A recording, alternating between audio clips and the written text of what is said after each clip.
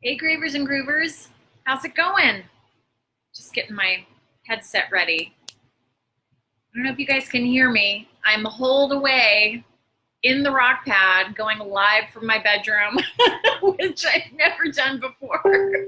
It feels a little weird, but it's the only air conditioned space in my place. And I usually try to not have the air conditioning on during the day, but it is hot. We're having another heat wave, although it's not as extreme as the one we had a couple weeks ago, but it's 90 degrees in the rest of my apartment. And it's actually kind of hot in here. I'm looking at my tiny little standalone air conditioning unit, 78 degrees. I kind of wish it was like 70. Hey, Tara, or is it Tara, the European pronunciation? Can you see and hear me okay? Because if you can't hear me because of the air conditioning unit, which sounds like a jet engine, I'll stick my headset on, and then that way the microphone's closer to me. But hopefully you guys can hear. Good evening to you, Tara. Yeah, it's pretty hot here in LA, and so I've been living life like Brian Wilson from the Beach Boys in his sandbox years. Everything must be within arm's reach, but you will be happy to know that I did shower today, early in the morning. Hurry up, shower, get out, because it's so hot. But anyway, sorry, I'm moving you around, adjusting, because this feels weird. Hi, these are my pillows. What? It's so strange. You guys are in my bedroom with me. Okay.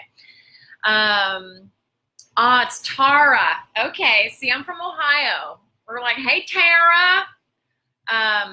Okay, so you can hear me fine. Thank you. See, Tara's with me. Tara's a good girlfriend. Tara's a good girlfriend, I should say. Tara, I know you would tell me if I had spinach in my teeth if we were hanging out. Okay. I want to know where everybody else is tuning in. Hey, Meredith, what's going on? Hot here, too, in Texas. It's hot everywhere. Nevada, Arizona, all them places. But isn't it funny? That's all everybody ever talks about is the heat. You know, you go around, you go to Walgreens, you go to the grocery. How you doing? Oh, the heat. Oh, the heat. Like something to unite us. Hey, Dana, you need your baby doll jammies on. Well, that's what I had on until, I don't know, about 5 minutes ago.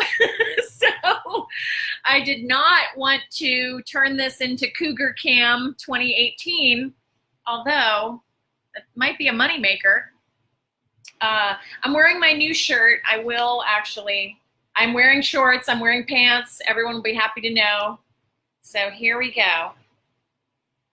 What do you think of my shirt? It's pretty great, right? I love it. And by the way, sorry, boob shot. Hey, single. I am in my mom's bed. When my mom passed away, I had a crappy mattress, and so I took her $1,000,000,000 Sleep Number mattress bed. And I have it. So I've done the old, so we're sitting upright. It's pretty great, right?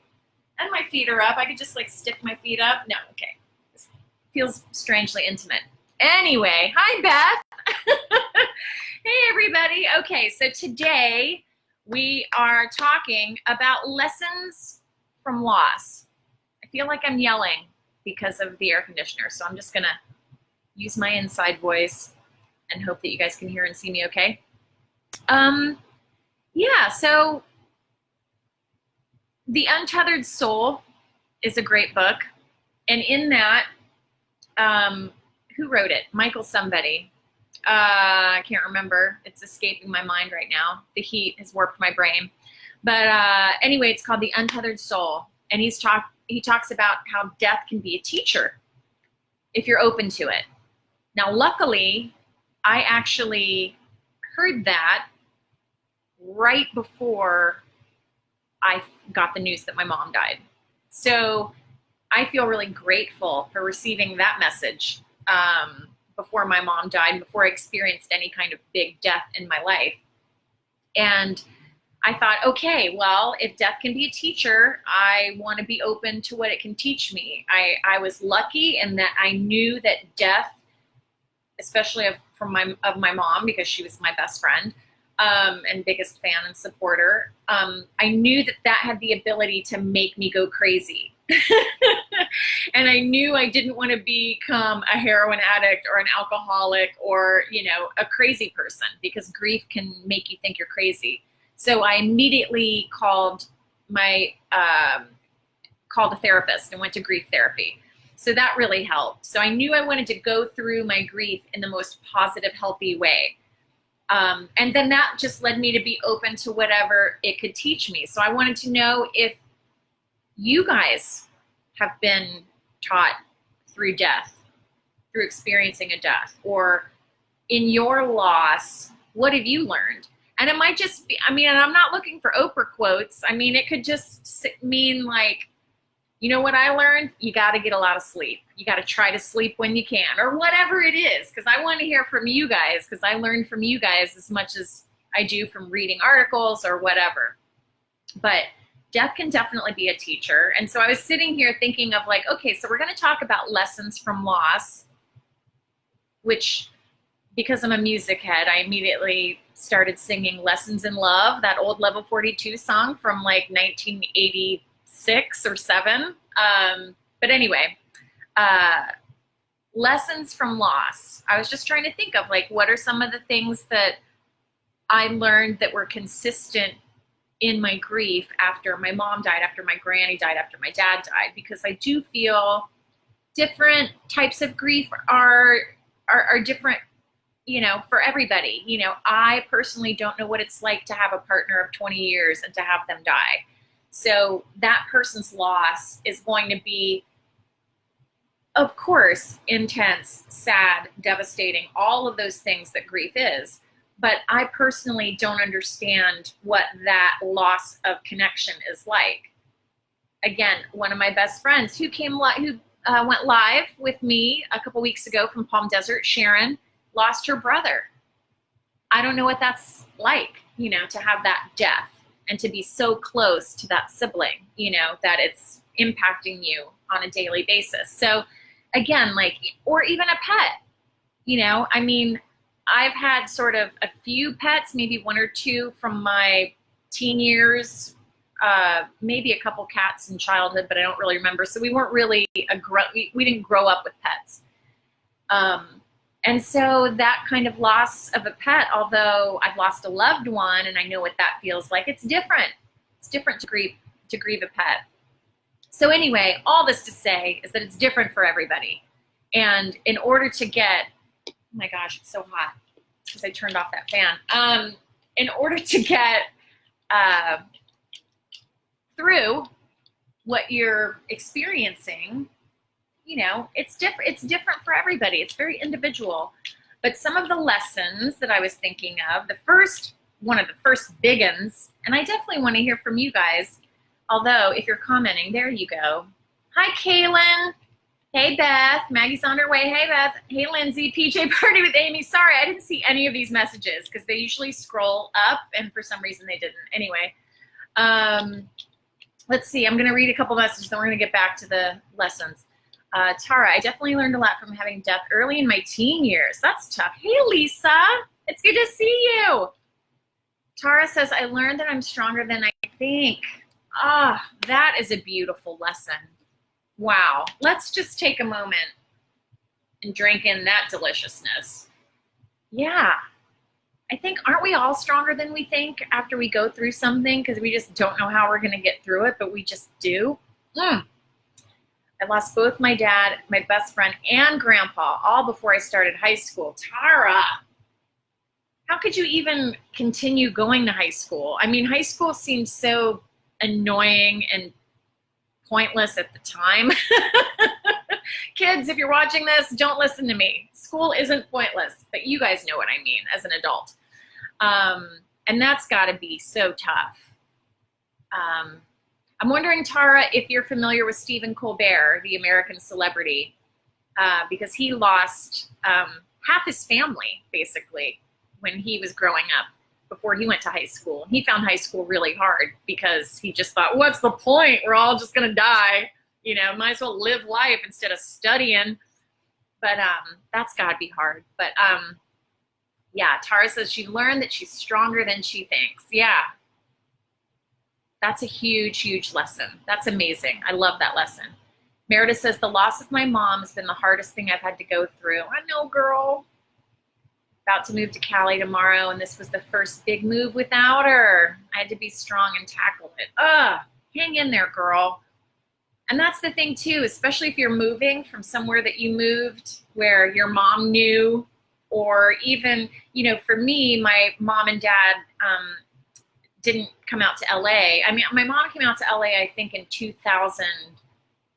Yeah, I think just in 2000 when I first moved here, and I was just house sitting for my friend. But other than that, I think she visited one more time, maybe a couple of years after that, but then that was it. So my parents never saw my new place, but I Skyped with them all the time. So, but even then, it felt to me that they knew where I lived and knew my home and my background. And so to move again, that first move, it's hard, must be hard, but hang in there.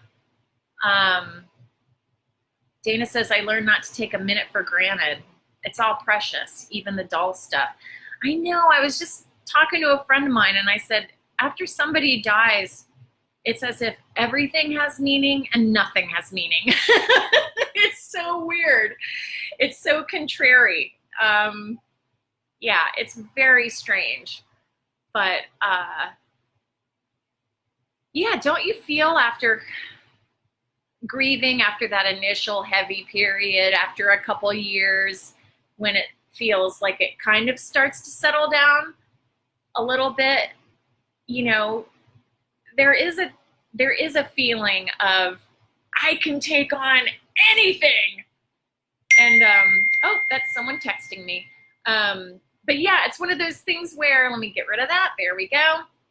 Sorry, kids. I'm going to literally just turn this off. But yeah, it's just one of those things where you feel like you're on this mountain. You've climbed this mountain of grief. And I can remember, having experienced my mom's death, having experienced my granny's death, and then my dad dying. I remember going to my grief therapist, probably 3 weeks after he died when I was back in Los Angeles. And I just said, I don't think I can go through it. And he said, what? And I said, the mountain of grief. And he said, well, tell me what the mountain looks like. And I was like, every anniversary, every birthday, every holiday that I'm facing, it'll be the first one without dad, the first this without dad, the first, all of that, all of the feelings of heaviness, just all of the symptoms of grief. I was just like, I don't think I can do it. And then of course, as Tara was saying, you're stronger than you think you are. And I know I've said it a million times, but I feel like it's so helpful. I said to my best friend after my dad died, I don't know how I'm going to get through this. And he said, you don't have to know. You just don't have to know. And even with, Meredith with moving, it's like, oh my gosh, I don't know how I'm going to have the strength to move. I got to do this. It's intense. It's emotional. But you do. You just get on with it. So that's a good lesson. I think the camera on your computer is melting. Too hot for intertweebs. Oh no! Are we having technical difficulties? Oh my goodness. Am I a pixelized monster? Can you guys hear me okay? Send me some hearts. You can. Oh, it keeps freezing. Can you hear me? I don't know. Hi, Alex. Alex says, when I lost my brother suddenly when I was 22, I learned that I needed to cultivate myself for myself. Ooh, that's a good one. So many of my family members and friends saw us as a pair. I saw us as a pair, and I had to learn to be whole on my own. It took a while, and it's still taking time, but the half I thought I was missing has been there all along. That's so beautiful, Alex. Even though I do feel like I'm missing my other half most days, so it's not so lonely anymore. Man, that is such a great thing to talk about, because when somebody dies, especially in your family, what is your role? You've had this role assigned to you by your family members, and then you take that on, whether you're the baby of the family or the oldest of the family or whatever.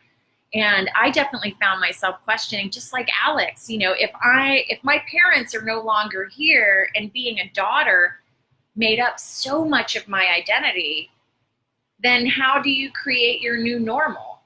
I think it's so great, Alex, that you were able to create your new normal and that you did realize, oh wait, that other half is still, it's still me. You're not missing anything. That's why my pet peeve is the Jerry Maguire, you complete me thing, because I feel like I'm complete already. If I meet my elevated spiritual partner, he's just going to add deliciousness to that completeness. I don't feel like I'm half a person or less of a person because I don't have a partner to share with. Dana says, it took a while, but celebrating and remember my parents and funny and sad memories is healing and not stuffing it inside. Yeah, I mean, I always say feel all the feelings, but then I'm an extrovert and I feel all the feelings anyway. But yeah, some people it's harder. I look a mess, by the way. I don't have a stitch of makeup on, but when it's 95 degrees in your place, it's hard to look cute. I don't care. It's too hot. I normally should probably just wear my hair back because it's so hot. But anyway, because I washed it today, which is so rare when it's 9 million degrees in my apartment. Tara says you don't have to know, you just get through it. I know, you do. That was some of the best advice I've ever been given. So what are some other lessons that you learned in grieving? I learned to try and get the energy to reach out to people, because when you're grieving, and especially if you feel that no one else is kind of understanding how intense that grief is, you definitely have a tendency to isolate and to feel, to kind of get yourself in that cocoon. My friend Maggie, who's a massage therapist, I was telling her that like my back is sore from, being like bad posture. And she said, how are you sleeping? And I said, I curl up in a little ball when I sleep. And she's like, that you're protecting yourself. You're grieving. You're just in this little fetal position. And then you've got to, stretch. And that's why I think yoga is so great. Even though I haven't been going in 2 months, I got to get back to it. Whenever anyone asks me what I'm doing, I just reply, I'm getting ripped for summer, even though I'm not. I stole that from a comedian, Dave Hill, who tweeted that out.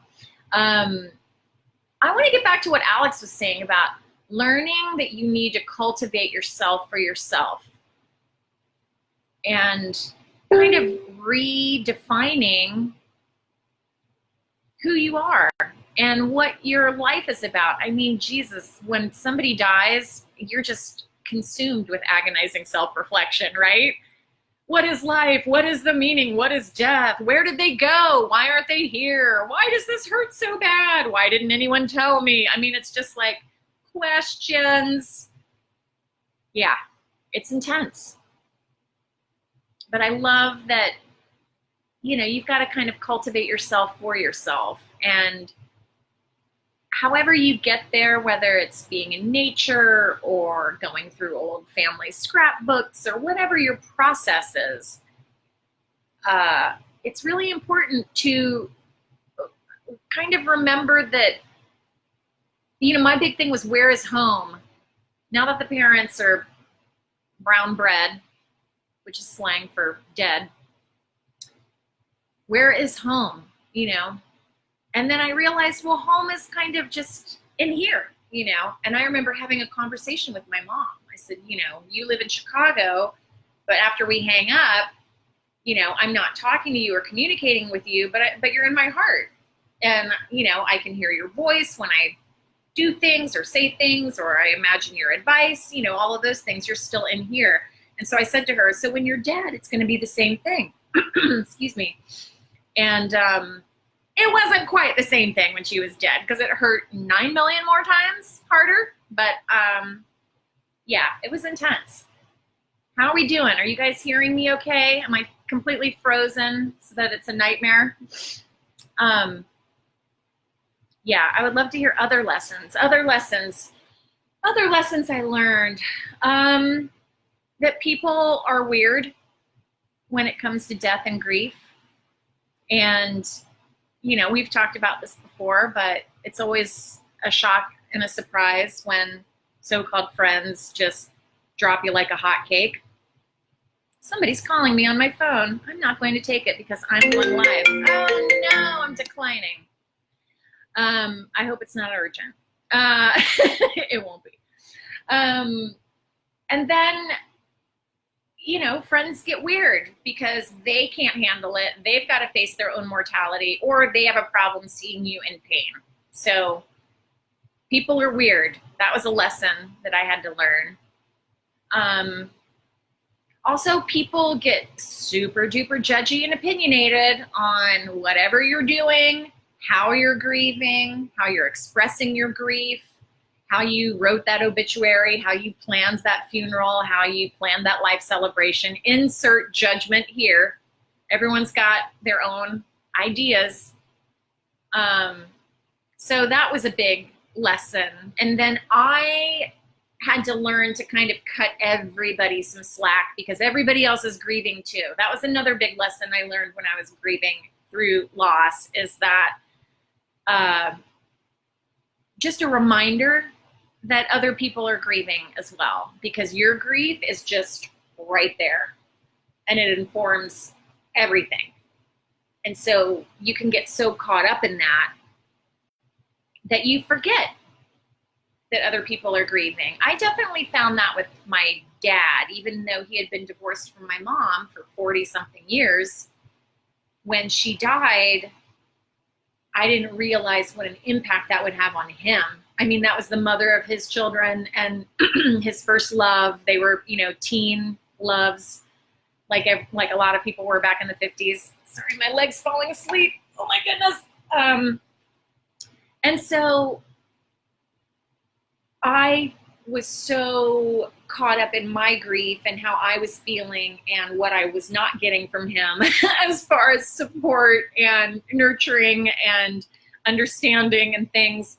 I kind of prioritized my grief over his, and rightfully so. I mean, I was super close to her and my dad wasn't that close to her for the last X amount of decades. So I get it. But at the same time, it's good to know while you're grieving that other people are grieving too, and that they're going through some weird shit as well. So I learned to be a little more aware of other people's grief, even though, you know, I was feeling it heavily. Hi, Lindsay. Lindsay said, after seeing what a few family and friends had to go through during their final days, I learned that I'm meant to be a death doula. Lindsay, that's amazing. Good for you. You can sit with people's pain. You know, I saw this Princess Diana documentary, and the head of an AIDS charity was being interviewed about what made Princess Diana so special. And he said that she could sit with people's pain and be comfortable with that. And I feel like I'm the same way. Certain people are. If I'm around someone who's crying over a loved one, I'm just like, yep, let it out. You know, I'm okay with that because I know what it's like. So I think that's beautiful, Lindsay. Good for you. Being in the death biz, it's intense, but it's definitely worth it. And I was, this is off topic, but when I attended a palliative care conference, I almost said concert. Woo, yeah, palliative care. Just because I'm a music person, I'm always going to concerts. I went to a palliative care conference, and somebody there said, raise your hand if you were inspired to get into palliative care due to the death of a loved one or a personal experience. And everybody, almost everybody raised their hand. So it just shows you that, you know, death can be a teacher in that it can teach you that it's something that you want to do. You know, obviously if my rellies wouldn't have popped their clogs, I probably would not be going live from my bedroom today. So it's a very odd connection, but you know, I never thought that I wanted to be the death lady. But then after experiencing all this loss, I just knew that I wanted to prevent other people from going through the cosmic pain that I went through. And so that's why I decided to dedicate my life to Good to Go and trying to get advanced planning out to the masses in a way that's not going to freak people out. It's not going to scare people. It's going to encourage them to look at their lives. Because, I mean, even though we talk about death and, you know, obviously the specifics of body disposition and things like that, it really comes down to how you're living your life and how you want that life expressed when you die. So that was a huge lesson. And that, you know, death can be a teacher, and it can teach you that perhaps you're meant to help others in whatever way that your own kind of spirit tells you. And I looked into being a death doula and wanted to kind of, you know, figure out what I wanted to do in the death field. And then that's when I got certified for the Twilight Brigade, which is an amazing organization that believes that no veteran should die alone. And it was in that training that I kind of was thinking, what can Amy bring to the death positive world that isn't already out there? And I thought, well, I'm a producer, so I'm good at communicating. How can I communicate advanced planning in a accessible, positive, dare I say, funny way? And so I took all my Amy skills that I've worked all my life honing as a producer and communicator to Good to Go.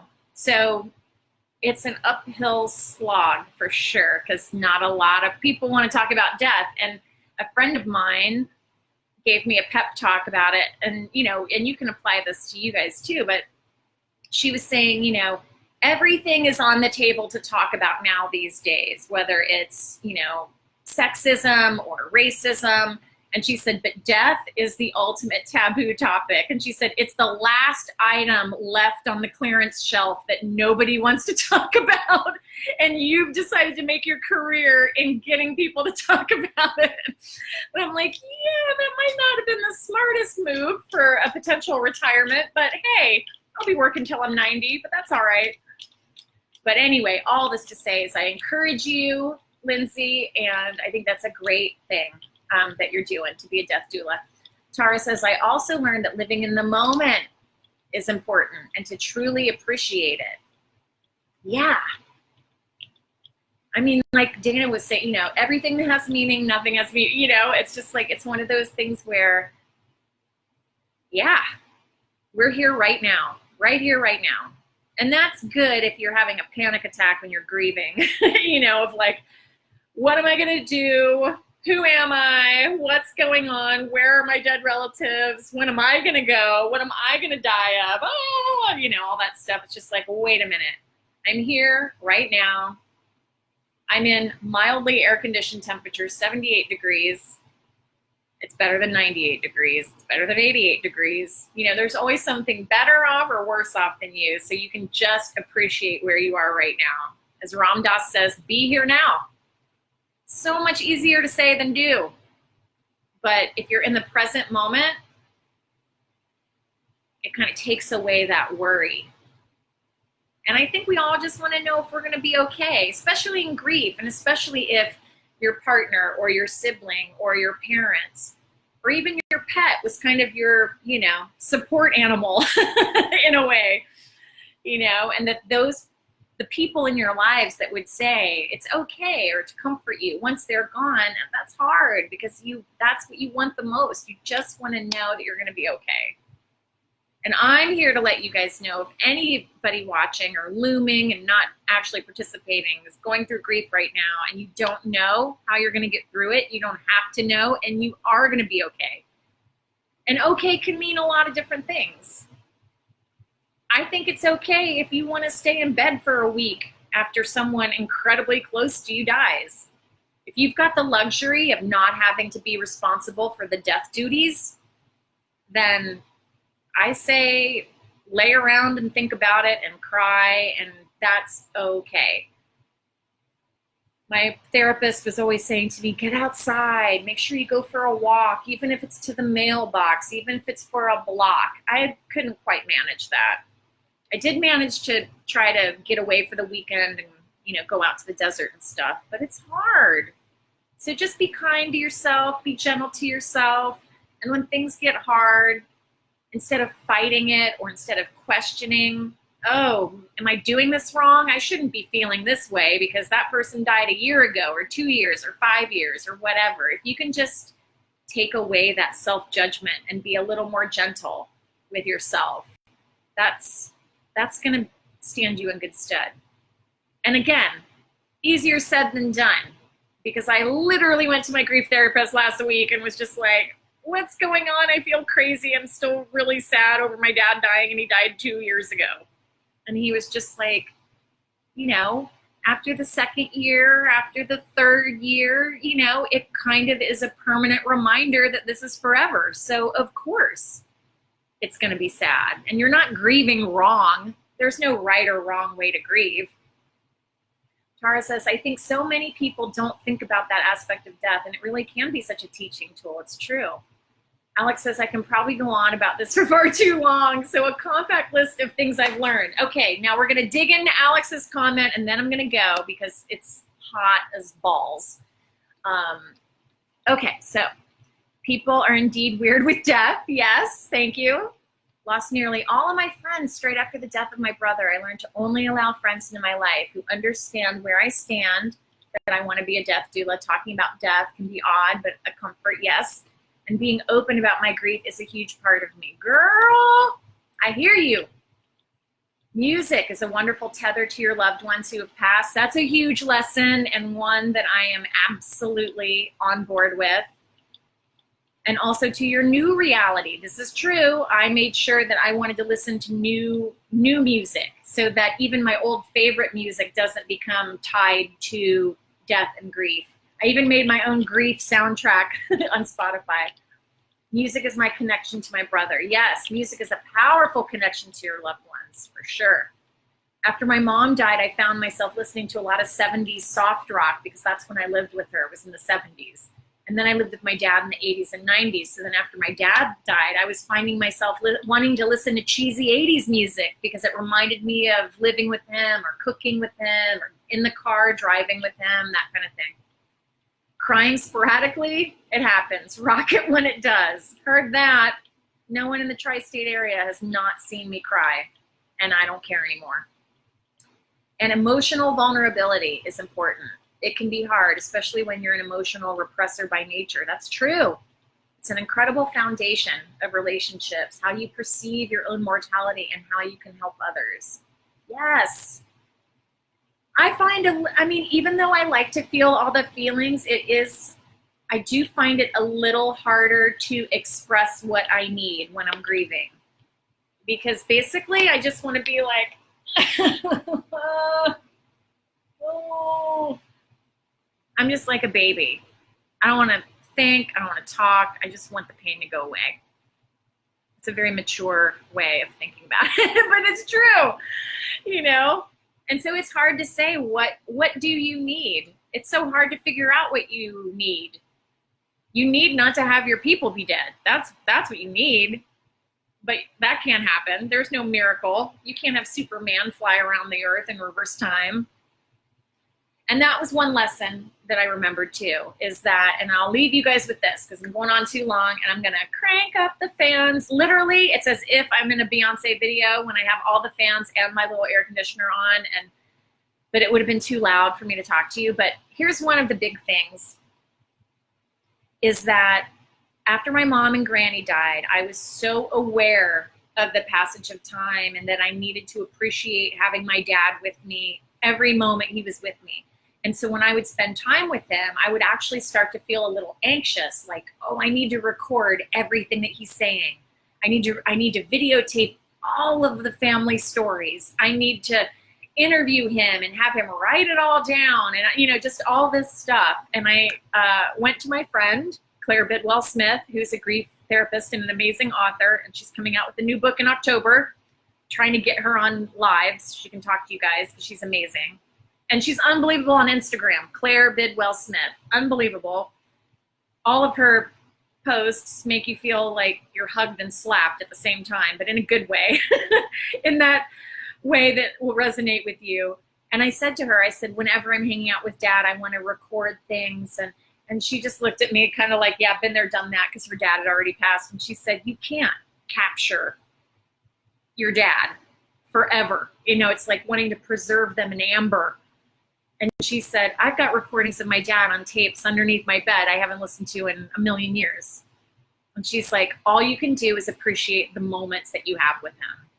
And that just gave me a huge relief of course, the need or desire to record and stop time and to have, it's going to make me cry, have your people for as long as you can. That's a natural feeling. But it's unrealistic. Dad, we're going to the store. We're going up to Kroger. What are we buying? You know, and then after he dies, I'm going to listen to that 20 million times over and over again. And, you know, it's just like all you can do is be with your loved ones now and know that they're not going to be here one day.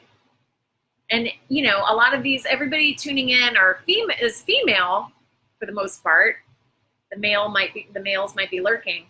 But just statistics wise, if you have a male partner who's older than you, the likelihood is you're going to get the call saying that that person died before you. Just statistically. I mean, obviously there's exceptions. And I'm not saying this to cheer you up. Of course not. But I'm saying, you know, it comes to all people. And that was the huge lesson. Another huge lesson that I learned was all things must pass. George Harrison wrote about it, sang about it, and it's true. So we just have to be here now, do what we can with the time that we have left. Ask yourself, how can you serve others? Ask your spiritual support team for advice and see what they have to say. Thank you, Alex, for writing those important things. I love those. Those are all really good lessons. All right, so July 25th. Is it August next week? Does anybody get confused with the beginning of the month and the end of the month? I don't know how many times I've mailed my rent check late because I'm like, oh, August is next month. It's a million years away. And it's like, oh no, it's in 5 days or whatever it is. But anyway, I would love for you guys to start following me on Instagram. Boom, it's a good to go piece. I want to start doing some more informative Insta stories, but you know, it's just finding the time.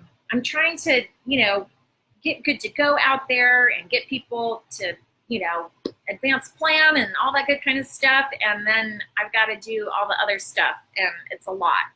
But I love it. I love what I do, and I'm sending such a huge hug out to anybody who's grieving out there. Man, bring it in. You're going to get through it. And thanks to everybody who contributed your lovely, lovely lessons. I love it. Alex and Tara and Dana and who else? And Maggie and Beth and Lisa and Meredith and everybody. Good luck on your move. And Kaylin. And just sending out a bunch of love to you guys from my hippie, hot, heat-waved heart. So I'll see you guys next week. All right. Thanks a lot. Talk to you later. Bye.